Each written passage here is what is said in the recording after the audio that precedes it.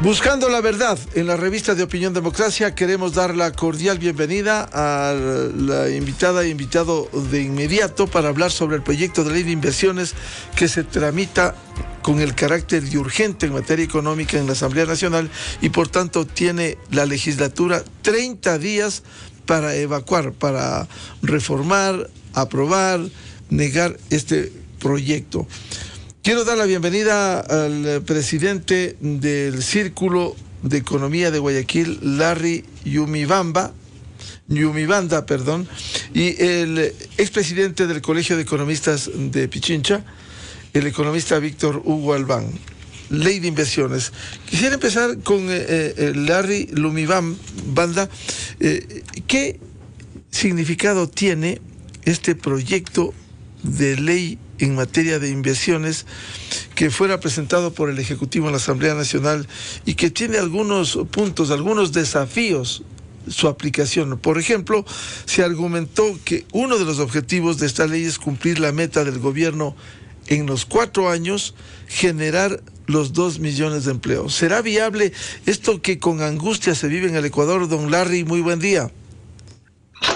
Gracias. Buenos días también a Víctor Hugo Albán y a la audiencia también por la invitación.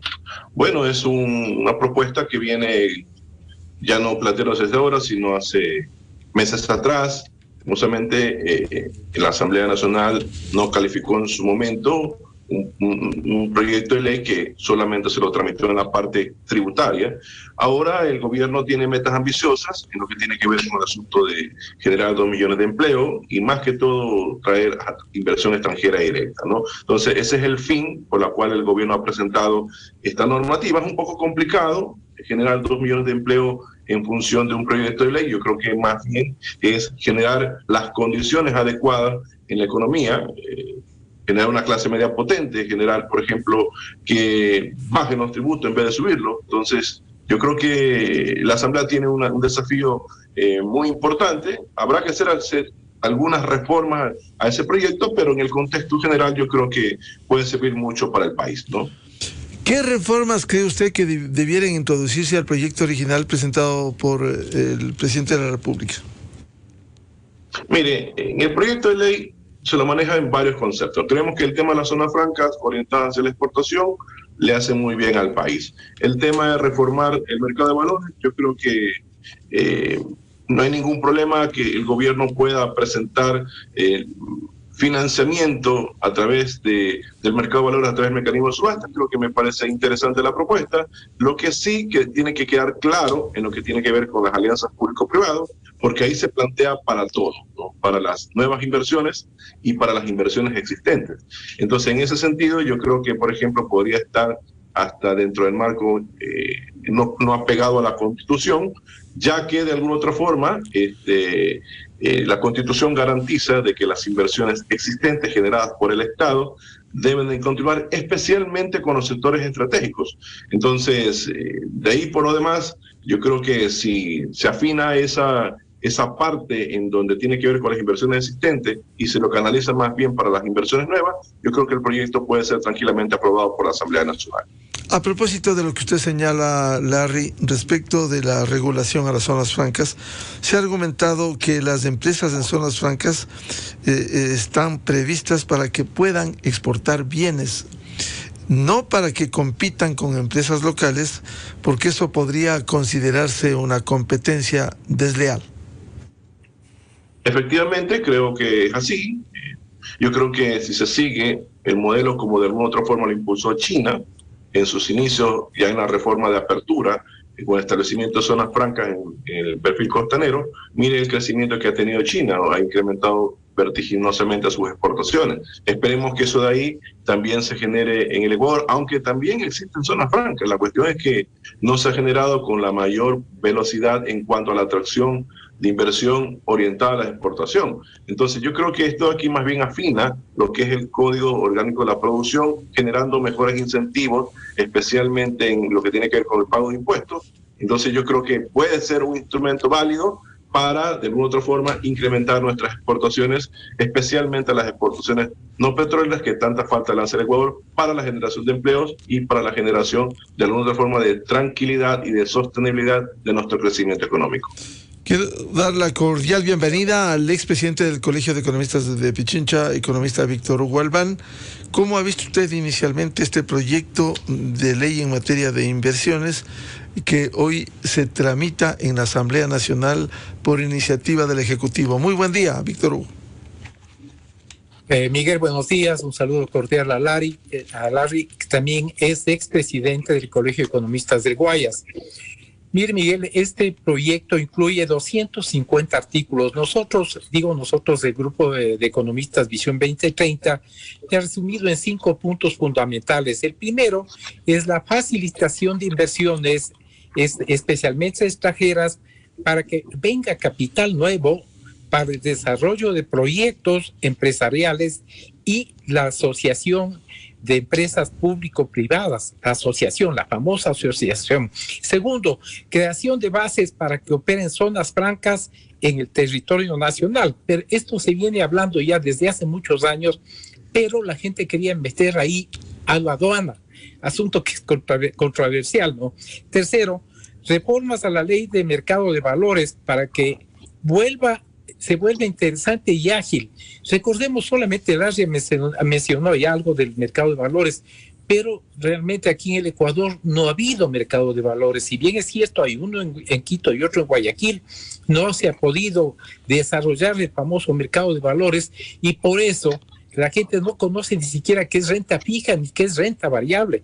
Y solo el país, los ecuatorianos, vamos exclusivamente a renta fija, es decir, nuestros ahorros les dirigimos al sector financiero, al sector de la pequeña, digamos, cooperativa financiera, y lo que es más grave, ha dado pábulo para que haya estos captadores, ¿no? Como el caso de Quevedo hace unos meses y en estos días precisamente en Loja.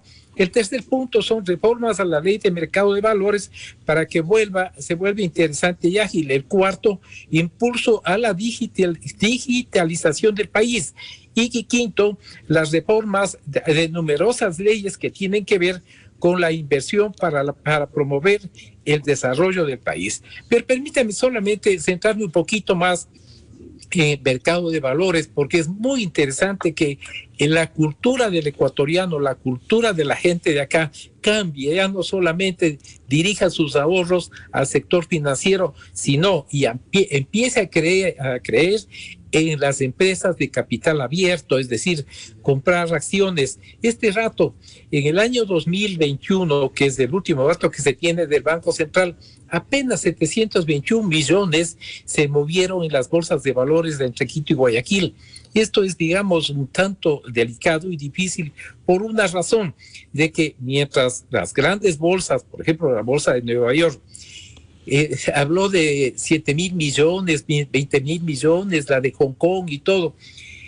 La bolsa de Colombia, la bolsa de Bogotá, movió alrededor de 4,000 millones, la de Perú 6,000 millones. Entonces realmente es bastante difícil que el Ecuador se quede a la saga, y esta ley, la ley de inversiones, promueve el movimiento en la bolsa de valores, que es lo más importante. Las reformas a la bolsa de valores es muy, muy importante para el desarrollo del país.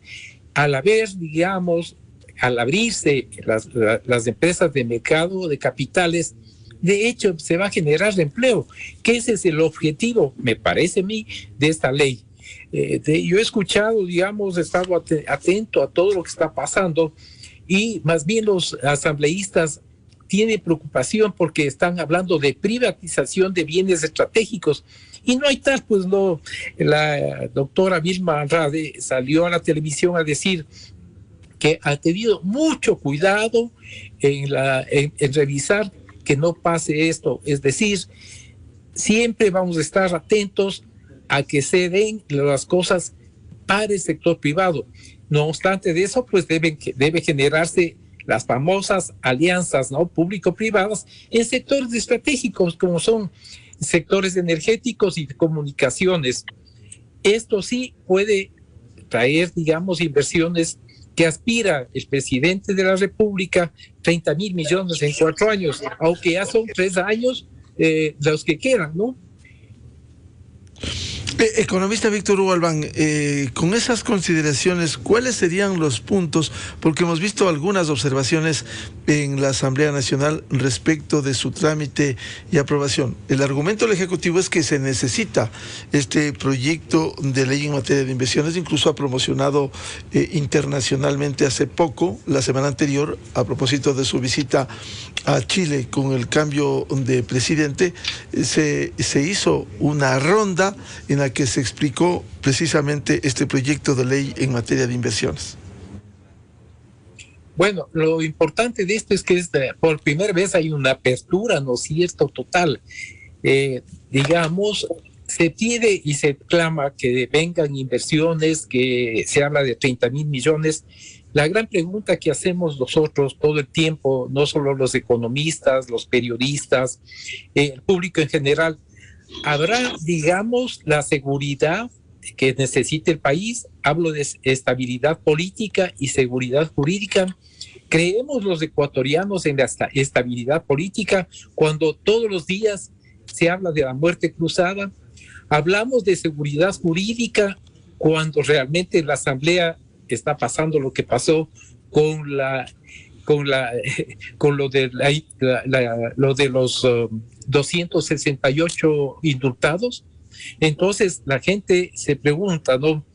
¿Quedará en recitación esto de la alianza público-privado? ¿Quedará en recitación los 30.000 millones de inversión?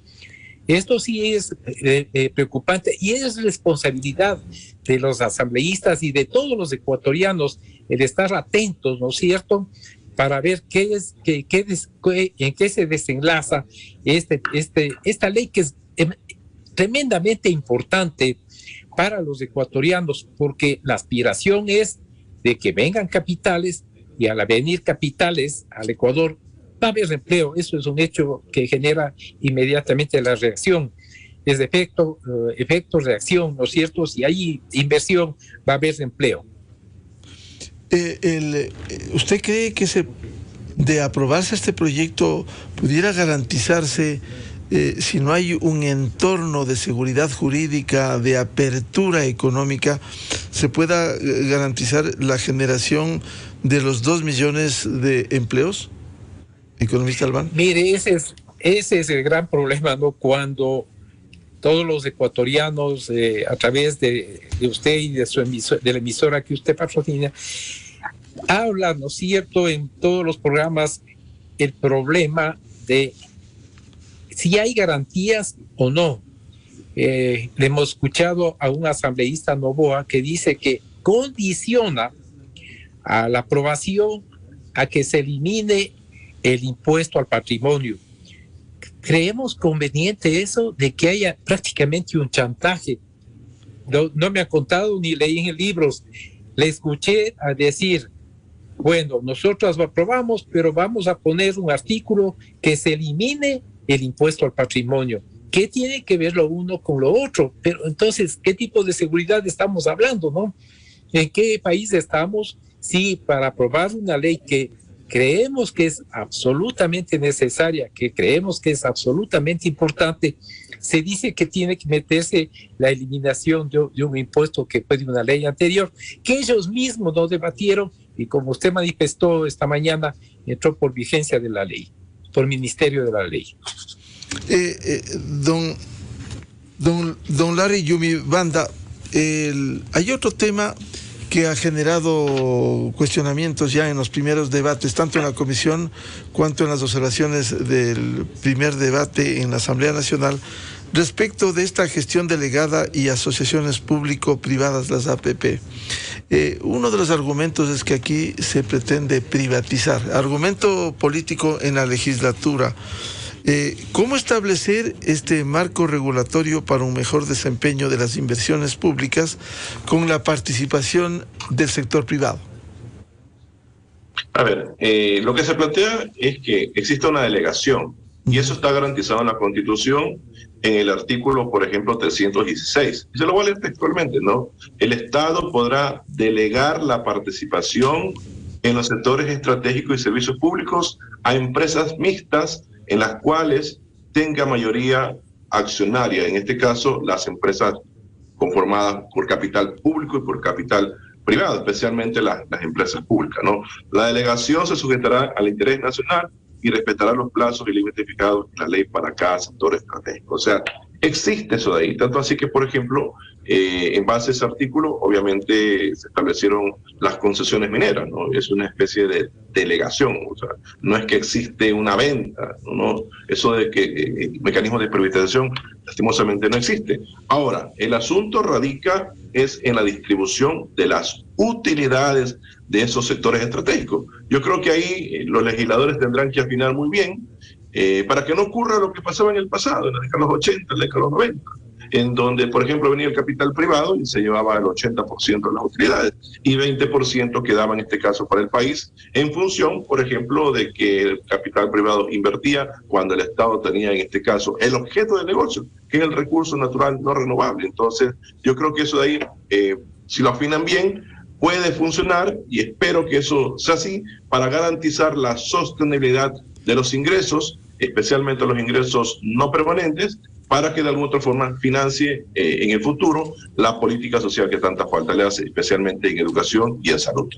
¿Esto implicaría el fortalecimiento en la estructuración de proyectos, la optimización de tiempos, la mejora en la supervisión de estos proyectos, don Larry? Así es, así es. Yo creo que hay mecanismos exitosos de alianzas público-privado. Por ejemplo, en Uruguay, por ejemplo, hay un acuerdo, si lo queremos llamar de alguna forma, entre el sector público y el sector privado, por ejemplo, para la construcción de infraestructura escolar y de infraestructura hospitalaria. Entonces, durante tanto tiempo, por ejemplo, el privado invierte, hace, por ejemplo, las unidades educativas, ofrece un servicio, obviamente con una rentabilidad, en este caso para el inversionista privado, pero obviamente por un lapso de una jornada. El resto de la jornada, esa infraestructura sirve para que el Estado pueda ofrecer servicios gratuitos a la población. O sea, hay casos exitosos, y no solamente en el tema educativo, sino también en la cuestión de construcción de cárceles, en cualquier tipo de inversiones que, por ejemplo, ya el Estado, por cuestiones presupuestarias, no pueda realizar la inversión, pero puede hacer una asociación público-privado. Insisto, en Colombia hay un éxito, en Uruguay hay un éxito, tanto así que se han construido más de 100 escuelas con ese mecanismo, y eso no significa privatizar la educación. Ojo, la educación siempre seguirá siendo pública. El asunto radica es quien hace la inversión, en este caso es el privado, pero el Estado, de alguna otra forma, también recibe parte de sus beneficios. Y al final, cuando ya termine esta delegación, se va a quedar con la infraestructura, ¿no?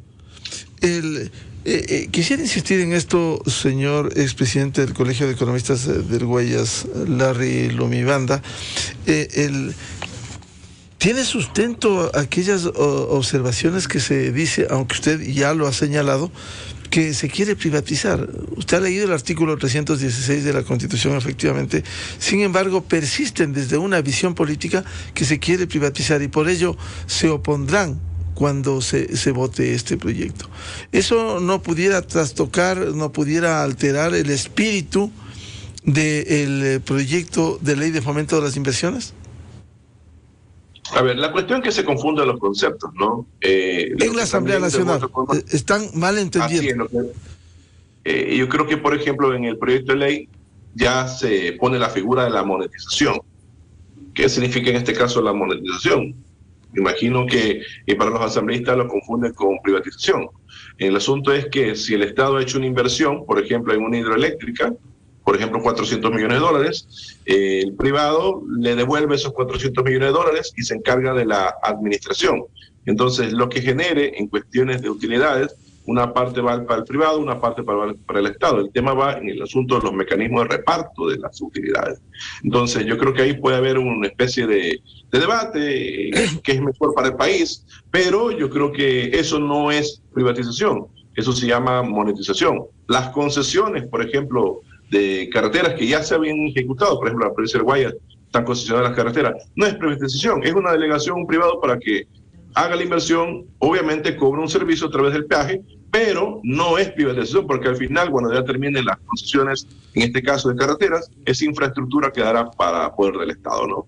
Esa es una mala interpretación que tienen lastimosamente los asambleístas cuando políticamente argumentan eso. Economista Víctor Hugo Albán, este tema, gestión delegada y asociaciones público-privadas, ¿cómo ve usted el planteamiento del Ejecutivo?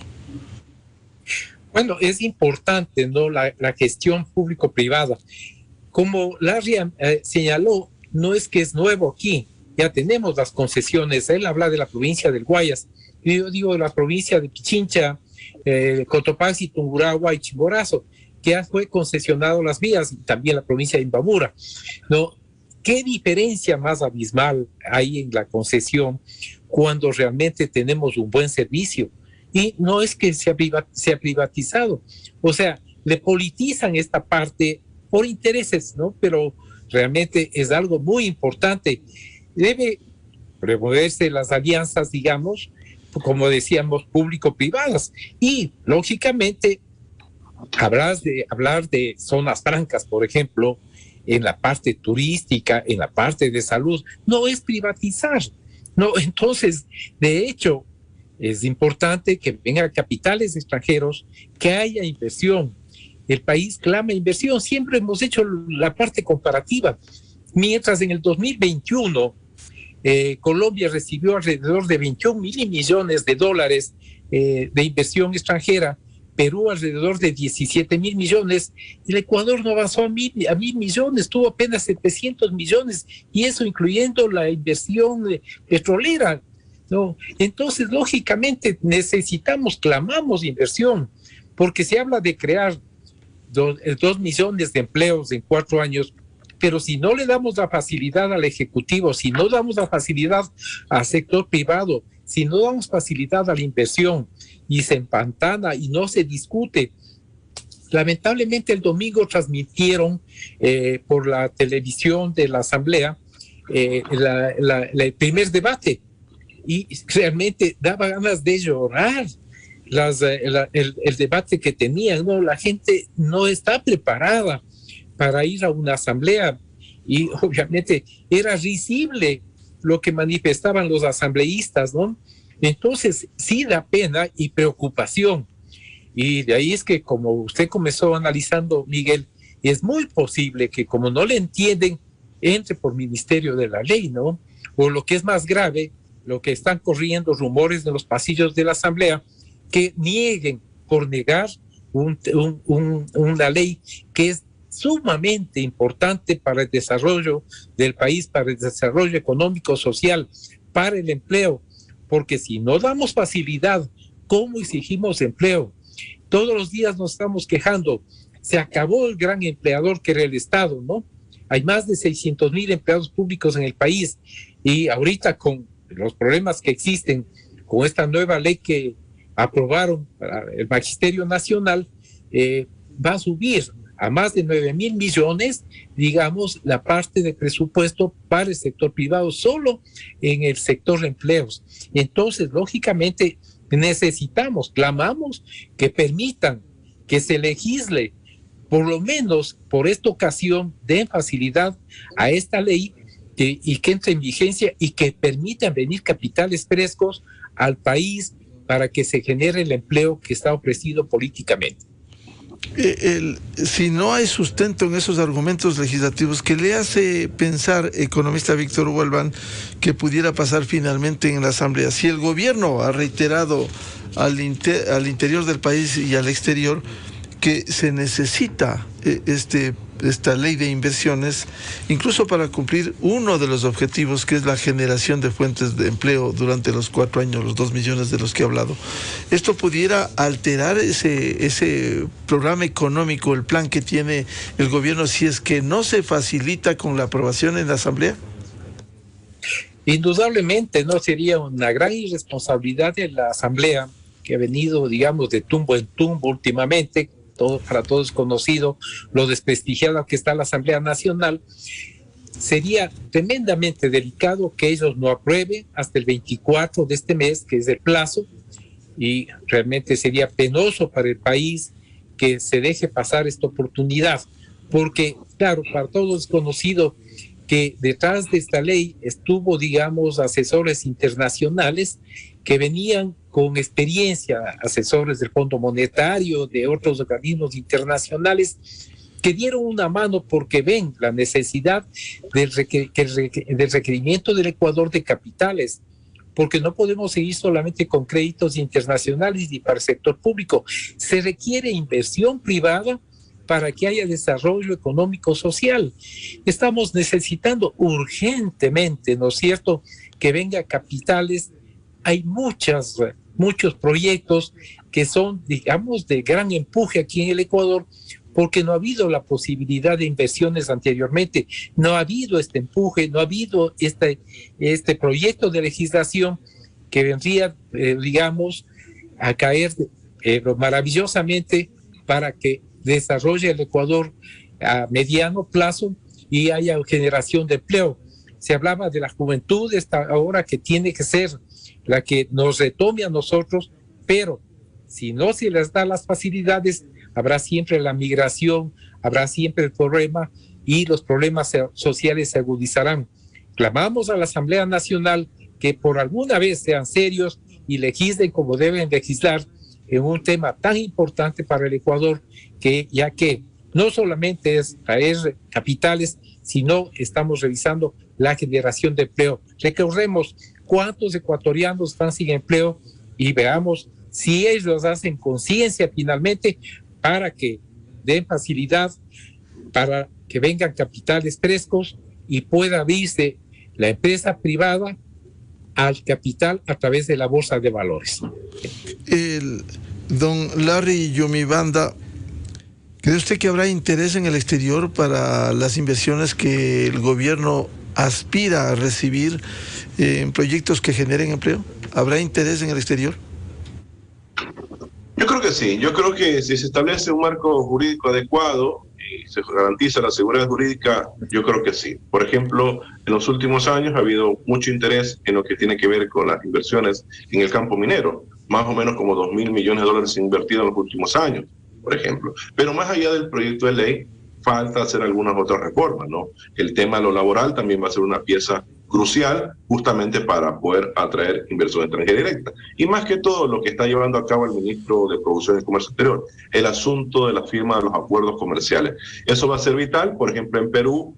¿Por qué Perú atrae inversión extranjera directa? Justamente porque es una economía abierta al mundo. Tiene más de 30 acuerdos comerciales firmados. Nosotros apenas entre 5 o 6, y el más importante en este caso con la Unión Europea. Yo creo que hay que afinar también otras estrategias. Yo creo que buscar un acuerdo comercial con Estados Unidos, firmar un acuerdo comercial con China, firmar un acuerdo comercial con Canadá, con Panamá, con, bueno, ahorita que está en conflicto, pero lo ideal también, en este caso, firmar con Rusia, con todas las economías que nos generan a nosotros un valor y la mejora de nuestra productividad y competitividad como país. Entonces yo creo que en la medida que se vayan desarrollando otras iniciativas, ya lo he mencionado aquí, el tema del Código Laboral o el tema de la firma de los acuerdos comerciales entre el Ecuador con el resto del mundo, yo creo que vamos a avanzar en la línea correcta. Si eso no es así, obviamente va a haber inversión, sí, pero en determinados sectores, pero se necesita impulsar mucho más, ¿no? ¿Cree usted que la Asamblea aprobará este proyecto presentado por el Ejecutivo o pudiera correr la suerte de la negativa por un lado o por otro, que finalmente se laven las manos como la reforma tributaria y entre por el Ministerio de la Ley? Bueno, vamos a esperar que la Asamblea tome una decisión. O sea, se aprobó un primer informe en el primer debate. Esperemos que esa misma tónica se dé también para el segundo informe, para el debate del Pleno. Tengo entendido de que hay posturas de las bancadas en hacer reformas. Si eso va en bien del país, bienvenido sea, pero el tema es que este proyecto de ley, de alguna otra forma, es un vehículo justamente para dinamizar la inversión extranjera directa. Y más que todo también para la inversión nacional. Yo creo que es un gran paso en lo que tiene que ver con la simplificación de trámites, que tanto se ha criticado, ¿no? De que para emprender o para desarrollar reinversiones en el país hay una excesiva tramitología. este proyecto de ley apunta hacia eso. El tema de la modernización, justamente con el tema de la pandemia, nos obligó a la mayoría de ecuatorianos a estar ya más comprometidos en el tema digital. Va a ayudar muchísimo, en este caso, el proyecto de ley, el asunto de los trámites en la notaría, etcétera, etcétera. Yo creo que es una buena iniciativa. Esperemos que la Asamblea tome una decisión, la correcta. Obviamente también yo he hecho algunas observaciones, por ejemplo, al proyecto de ley, ojalá eso también se la incorpore para sacar un cuerpo legal que de alguna otra manera el beneficiado sea el Ecuador, ¿no? El economista Víctor Hugo Albán cree que habrá, de aprobarse este proyecto de ley, habrá interés en el exterior y también internamente, como decía Larry, de la inversión en proyectos en el país. Indudablemente, ¿no? La gente, digamos, hemos conversado nosotros con inversionistas peruanos, por ejemplo, que tienen interés en realizar, digamos, inversiones acá en el Ecuador, ya que es un país que tiene cosas favorables, como es el clima, como es, digamos, las zonas, la gente mismo, ¿no? La gente del Ecuador es gente muy trabajadora. Que tengamos políticas públicas no muy claras no significa que el ecuatoriano no sea responsable. Nosotros creemos que hay interés, lamentablemente no hay facilidad. Ya se ha hecho aquí el análisis, ¿no es cierto?, de cuáles son los problemas que se tiene. Realmente no ha topado la Asamblea cosas profundas, por ejemplo, de ver qué pasa con el Código de Trabajo. Son más de 80 años que tenemos de código, es el más draconiano de toda Latinoamérica. ¿Qué pasa con nuestro mínimo vital, con el sueldo básico? ¿Qué pasa con los trabajadores, no es cierto? Se cree que haya mucho sindicalismo. ¿Por qué se trabaja solo 40 horas aquí en el país cuando en Colombia, en Perú son 45 o 44 horas?